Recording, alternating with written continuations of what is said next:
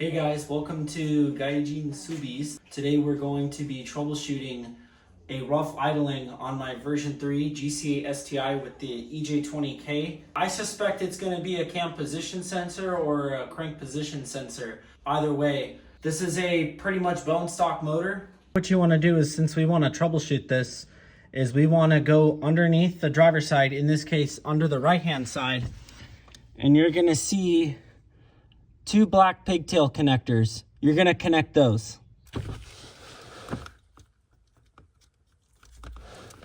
And if you guys can see right here, so that is your pigtails.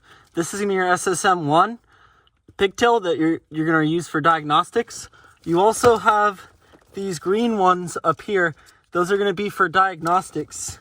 These ones up here. So now what you're gonna do is you're gonna put your key in the ignition. You're gonna roll it into the ignition position, and you see this check engine light going off? See how it's just flashing continuously? 1, 2, 3, 4. What we're gonna do next is we have the cam position sensor in there, right there where that pigtail is. That's a little sensor that tells the ECU the position of the cam. It's also one of the inputs for scheduling fuel properly to the engine. What we're gonna do is, it's a little bit old, you're gonna wanna just wiggle it really nice. Take your time, right? There's no big rush at all, right? So we're gonna just wiggle it and wiggle it. There we go. We have our two wires. You just gotta be really careful. And then next is we're gonna take a multimeter and we're gonna put it up to here, to each of the pins, and we're gonna see which one is getting voltage induced to the sensor. The next step is you're gonna need a multimeter. So in this case, I have a Milwaukee multimeter with some leads, and then we're gonna hook it up to the actual pigtail in itself that's on the engine harness. We're gonna hook the negative to ground. We're gonna ground that to the battery. You can also go to the chassis. The chassis is negatively grounded. And then what we want to put the multimeter on is we want to put it on voltage. All right, so in this case, it's automatic AC and DC current. Next, we're gonna put the key in the ignition, which I'm gonna do, and then we're gonna hook up the lead, and then we're gonna probe in each one and see what we get for voltage. Put the key in the ignition, but we are gonna turn it into the ignition position. We're not going to turn the car on. You want to power all your accessories. So you can hear the radio chattering. You can hear my ETC turning on. So that's a good thing. All the accessories are getting power. Now we're going to check the voltage induced onto the cam position sensor.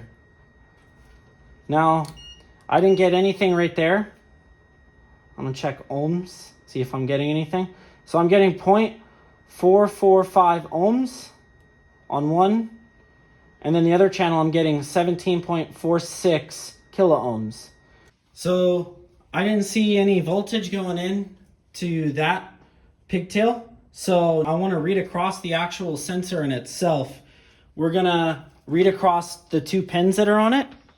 So we're gonna take an ohms resistance reading.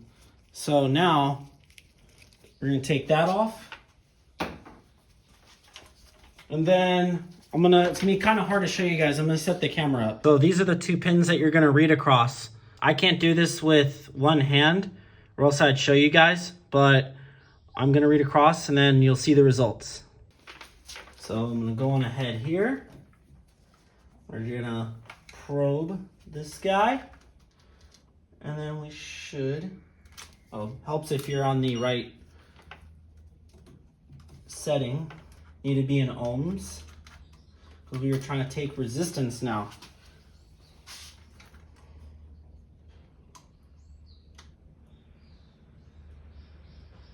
So reading 2.3 kilo ohms. Figure out from there.